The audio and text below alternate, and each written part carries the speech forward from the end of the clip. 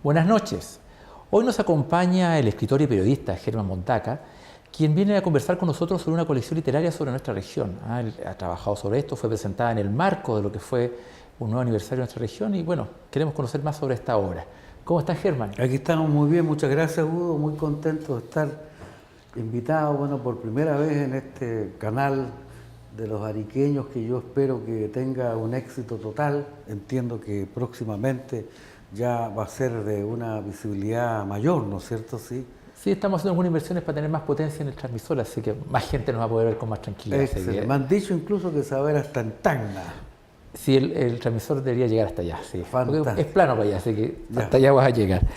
Oye, cuéntanos, bueno, lanzaste en el marco de la Universidad de la Región esta colección literaria y queríamos conversar contigo a propósito de tus varias actividades, pero en particular sobre este libro, o estos libros en realidad. Bueno, sí, efectivamente, es una colección literaria que se llama Arica, Tierra Milenaria, en el corazón de América. Yo te traje de regalo esto, es la primera parte de la obra. Ya, perfecto, muchas gracias. Son 6 libros, ¿ya? Y la obra consta de 11 libros, un trabajo que bueno, temporalmente lo estoy escribiendo hace ya casi 2 años, ¿ya? Pero eso es la base de investigaciones que vengo haciendo hace más o menos unos 30 años. ¿Ah? Pero la escritura final de esos libros tiene una data de 1 año y medio. Y claro, es una visión regional, de la historia regional, porque la historia regional también usted tiene una visión centralista de la historia, claro, ¿no es cierto? ¿Ah? Entonces es un enfoque primero regional, segundo es un esfuerzo de tomar la historia como un proceso dinámico, no estático, ¿no? Y, es decir, de que la historia nos sirva para preguntarnos cómo a partir de ella, qué cosas tenemos que hacer hoy día. ¿Ah? Entonces, tercero es un esfuerzo, una metodología que yo seguí tratando de identificar cuáles son los poblamientos de Arica y Parinacota. Y seguir entonces ese tránsito por los 4 ejes geográficos de la región, el desierto, la costa, los valles transversales y el altiplano, de ese transitar del hombre y la mujer en este territorio. En el fondo, ¿por qué? Porque bueno, la historia la hacen los pueblos, entonces yo seguí el rastro de nuestros pueblos. Y ahí contarles a todos, porque la verdad es que me encontré yo también hace 5 años con sorpresa, nuestra gente de Arica, pero también de Santiago, que empieza a ser más conocido la cultura chinchorro, cree que los chinchorros son los primeros habitantes regionales. Pero no es así. Y no es así. Los chinchorros tienen una data de aproximadamente 10.000 años antes del presente, pero antes tenemos el hombre de hacha, que es el que baja el altiplano y se junta con el hombre de la costa, los chinchorros, y antes de eso, nuestros primeros habitantes regionales, yo les voy a contar que son los miembros de la cultura Akenasa, con H y con K. ¿Ya? Akenasa, y están en el altiplano, 20 kilómetros actualmente al norte de lo que es el pueblo de Parinacota, ¿Ya? En un sector que se llama las Cuevas de Akenasa y que hoy algunas agencias de viaje ya empiezan a ponerlos en sus tours, porque son los habitantes ancestrales más antiguos de Arica y Parinacota, 11.500 años antes del presente. Cazadores andinos, investigaciones que ha hecho fundamentalmente Calógero Santoro, doctor en arqueología, y que bueno, yo también lo que quiero es básicamente la divulgación de todos esos descubrimientos maravillosos. Ponerlos en valor en el fondo. Y poner en valor aquello. Porque claro, nosotros estamos pensando, si vinculamos a esa historia pasada con el presente, en la necesidad del Museo de la Cultura Chinchorro, lo hemos llamado, pero también ahora tenemos que pensar en un museo de sitio de la cultura Akenasa, sin duda. ¿Ah? Eran cazadores andinos, tenemos que relevar eso en su dimensión potente, que significa no solamente descubrir la historia, sino que el flujo de un turismo arqueológico, un turismo de intereses especiales que es muy masivo, tanto en Europa como en Estados Unidos y también en Chile hoy día, muy masificado. Y o sea, uno podría, a partir de nuestra historia, digamos, como región, como territorio, sus habitantes, uno podría hacer un circuito bastante potente, más allá digamos, de los lugares que tenemos como simbólicos, que ¿cómo se llama? En Camarones, en el mismo altiplano. O sea, pues se puede hacer un circuito potente entonces de esa perspectiva, solamente basándonos en esta historia. O sea, yo creo que, si tú me permites, este libro primero, claro, yo le puse acá en la carátula un miembro de la cultura chinchorro, claro, porque no hay recreaciones, están las puntas de flecha, sí, ¿no es cierto?, los rudimentos de piedra que usaron los akenazas, pero esto es más conocido. Claro, además que dejar un testimonio más fuerte. Claro, exacto. Pero acá la gracia de esto, porque tampoco existía un texto así, en que en un libro tú puedes encontrar la historia completa de Arica de 11.500 años hasta el presente, con los desafíos que tenemos hoy. Pero ese es el libro 1. Pero el libro, bueno, en este caso hay 6 libros, ¿no es cierto? 6. Está La riqueza de la diversidad, que habla de todas las identidades culturales que existen en la región.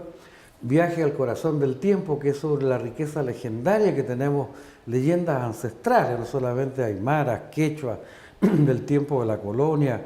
Este se llama En busca del tesoro perdido, ¿no? Y eso es la historia del escudo, emblema de armas de la ciudad de San Marcos de Arica, ecos y susurros coloniales sobre el tema de la vida en la colonia, como fue. La historia de piratas y corsarios relata fundamentalmente lo que es la victoria del ariqueñismo contra los piratas ingleses, hecho muy desconocido ya en Chile y en Arica. Nosotros derrotamos a los piratas que comandaba Watling y Sharp. Bartolomé Sharp venía a destruir la ciudad de La Serena y Coquimbo, 3 días saqueó todo eso. Eso está acuñado en la memoria nacional. Somos aficionados a las derrotas, ¿no? Claro. Hoy día uno va a la Recoba y encuentra piratas, o Deporte de Coquimbo Unido, ¿no es cierto?, tiene un pirata. Ellos han rescatado eso. Incluso hasta hoy está acuñado en la memoria de serenense y coquimbano. Llegó Charqui a Coquimbo, es la deformación de Charp a Charqui, claro. y se le refiere a la persona desagradable que ha llegado a Coquimbo. Pero 2 meses exactamente después de aquello, ellos estuvieron en La Serena y Coquimbo en 1680, 1681, febrero, llegaron estos 92 piratas a saltar Arica por la Chacota, por lo que es la actual Alicera, y hubo en la ciudad cerca de 8 horas de combate cruento. Y finalmente los ariqueños, que habían milicias ciudadanas, ¿no?, derrotan a los piratas, ¿no? Y eso no queda en la historia. Y eso no está en la historia. Y yo creo que, claro, nosotros los ariqueños, bueno, ahora somos nosotros, son los auditores de Morrovisión, los que saben esto, pero mañana vamos a tener que hacer, sin duda, una celebración de aquello, una recreación de aquello, porque es muy potente. Ahora, así como al margen de lo curioso de nuestra historia, aquí en Arica podemos celebrar triunfos, pero en el resto del país no muchos, ¿ah? Exactamente, en el resto del país hay otros. Por lo menos nos gusta celebrar triunfos, porque en el resto del país nuestra cultura chilena es media depresiva y parece que le gusta esto de sufrir las derrotas. De sufrir las derrotas, claro. Ahora, el libro 1, si bien resume la historia regional, el libro 11, esta es la primera parte de la colección, se llama Mirada hacia el porvenir, ¿ya? Y entonces ahí mi historia se llama la historia de mi pueblo y el porvenir de Arica y Parinacota. Y una mirada a futuro de las cosas que tenemos que hacer.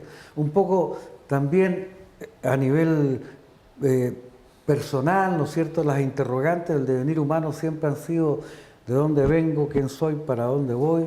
A nivel regional es un poco esa misma interrogante. ¿Esa te la planteas tú después de reconstruir esta historia? Es un poco tu análisis, tu reflexión respecto a lo que escribiste en el fondo, ¿no? Claro, es un poco también ponerlo para los otros, de dónde venimos, quiénes somos, hacia dónde vamos, ¿ah? Está eso articulado entre todos los libros. Son 11, no es que escribí uno después el otro, lo he ido escribiendo simultáneamente, eso lo hace más difícil, claro, porque voy articulando, de hecho uno puede leer cada libro solo, ¿ah? Leerlos todos, ¿ah? Y terminan, pero si quiere la profundidad del libro 1 se puede saltar al 2, al 5, al 6, al 10º y al 11º, ¿ah? Entonces ha sido un esfuerzo muy lindo. Hicimos un lanzamiento el 12, como tú dices, en homenaje a los 10 años de la región de Arica y Parinacota. Primero agradecerle a la gente, porque fue un acto masivo en el aula magna de la Universidad de Tarapacá. Bueno, con el apoyo, por cierto, del rector de la Universidad de Tarapacá, de la intendente regional, y algo muy, muy maravilloso para mí, digamos, y para el evento, de que hay varios prologuistas, ¿no? Entonces hay un libro que se llama El Cuarto de Línea, Gesta por la Independencia del Perú y la Libertad de América, que el prólogo lo hace el actual comandante en jefe del Ejército, general Humberto Vío Regada. Y ese libro trata de una historia absolutamente desconocida. Cuarto de Línea es el antecesor del regimiento Rancagua de Arica. ¿Ah? Y se trata de cómo el regimiento Rancagua de Arica participa en las luchas por la independencia americana, ¿no? Y la libertad del Perú, particularmente en 1821, acompañando al ejército libertador comandado por el libertador San Martín, el libertador argentino, ¿no es cierto?, que después va a ser procurador general del Perú.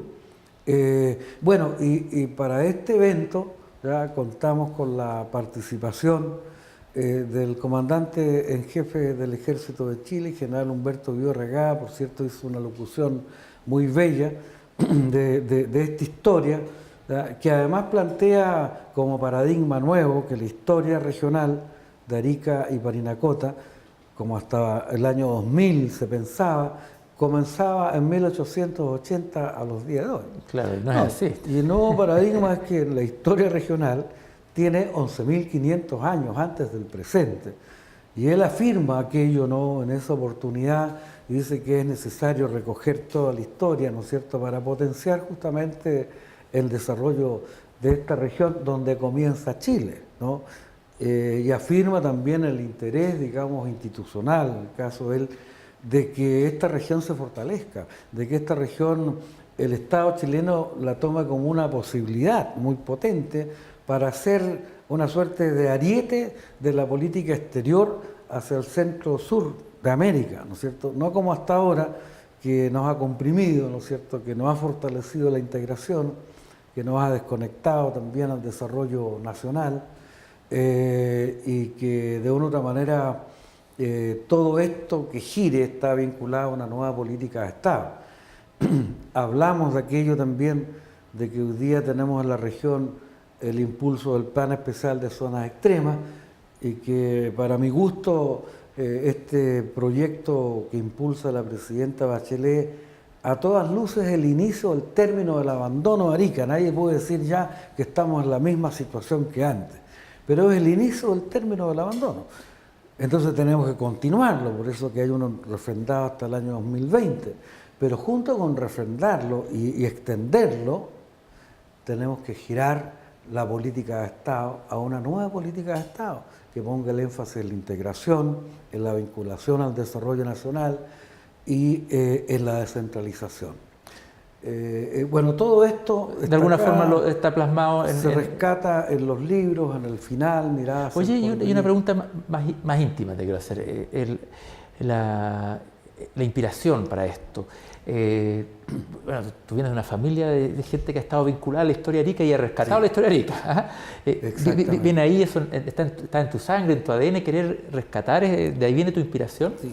Yo, por razones que no viene al caso comentar, yo tuve que salir de mi tierra el año 1973, ¿no?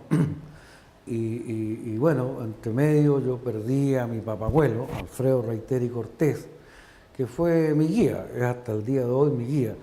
A mi madre, Luisa Reiteri, a mi abuela, pudo regresar recién a la ciudad en 1985. Y esta colección está dedicada justamente a mi abuelo Alfredo Reiteri Cortés, como un humilde homenaje a él. Porque cuando yo regreso en 1985, la primera vez que vengo, pero cuando llega la transición a la democracia, yo la verdad es que podría haber regresado porque era un hombre vinculado a la política. Dije, no, voy a hacer otra cosa, me voy a vincular a las artes y lo primero que voy a hacer es rescatar lo que mi abuelo había escrito, y lo había escrito en la prensa, en La Defensa, en El Morro, en Ferrocarril. Nunca había escrito un libro.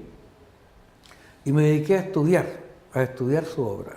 Y de ahí saqué inicialmente 1500 páginas de crónicas regionales, y el año 2005, recién, después del 90, después de estudiar, saqué una primera obra que se llamó Crónicas y Leyendas de Arica y Parinacota, basada en la obra de él.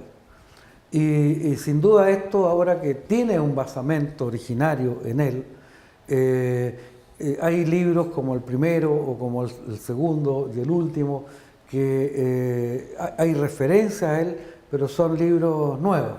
Sin embargo, toda la colección es en un pequeño homenaje a mi papabuelo Alfredo Reiteri Cortés. Yo les cuento, él fue un hombre muy relevante en la historia de nuestra región. Fue gobernador en 1932 al año 40. Había conocido antes en el exilio en Francia a Arturo de Sandy Palma. Y mi abuelo era un comerciante, tenía la tienda Reiteri, una librería, varias cosas acá en Arica, un hotel también, y se fue a recorrer Europa varias veces y lo encontró en Francia y lo apoyó, como que un chileno que apoya a otro en el exilio, digamos. Claro. Y bueno, después salió presidente Arturo de Sandy Palma en el año 32, ¿no? La segunda presidencia, y dice, bueno, búsquenme en Arica Reiteri. Y lo nombra a mi papabuelo. En un momento muy difícil, veníamos recién saliendo del Tratado de 1929, había que dejar atrás toda la época del terror que se produjo en 1880 hasta 1927, de gran persecución a afrodescendientes peruanos, quechuas peruanos, aymaras peruanos. Ahí yo le llamo a ello la época del terror, otros dicen la época del plebiscito. El plebiscito nunca existió. Había tanto terror que decían la época del plebiscito. Entonces, bueno, está basada en él. Él fue también otra de las grandes obras que cofundó con algunos de sus hermanos, fue fundar la masonería en Arica, la logia Morro Arica 29, fundó el Hogar del Niño, bueno, muchas obras benéficas, pero también fue cónsul general de Chile en Lima. Un gran personaje, no como su nieto. Pero... Oye, sabes que nos pilló el tiempo. Sí, claro, te quiero agradecer mucho que hayas venido a conversar sobre este libro, la historia de la historia del libro. Muchas gracias. Y también esta inspiración que obviamente es muy personal de tus afectos en relación a lo que te motiva a rescatar. Muchas gracias, yo te agradezco esta oportunidad. Hicimos en el lanzamiento, déjame la última cosita, hicimos un ofertón cultural, la editorial, la imprenta, y se vendió esta colección, bueno, muy barata, a 10.000 pesos. ¿Dónde se puede conseguir ahora? Desde el próximo viernes, ¿ya? En la librería Campodónico, porque se habían hecho 150 colecciones para poner 40 en el lanzamiento, ¿ya? A 50, pero ¿qué ocurrió? Que las compraron a 150. Se fue todo. 900 libros se vendieron, bueno, un precio muy módico, va a salir a 2.990 pesos cada libro. Muy barato, no existe un libro así en nuestra región. A precio de Tacna, para que nadie diga nada. A precio de Tacna, para competir con eso. Y una buena noticia que me dio el director de la DIVAN, Arica y Parinacota, hoy es la segunda región de Chile con mayor capacidad de lectura, así que los ariqueños, estoy seguro, que nos vamos a devorar esta lectura. Bueno, entonces a partir de la otra semana en la Campodónico. Exactamente. Muchas gracias. Muchas gracias a ti, muy amable por la invitación. Estaremos conversando en otra oportunidad. Encantado. Y después de una pausa comercial seguimos con más Notivisión.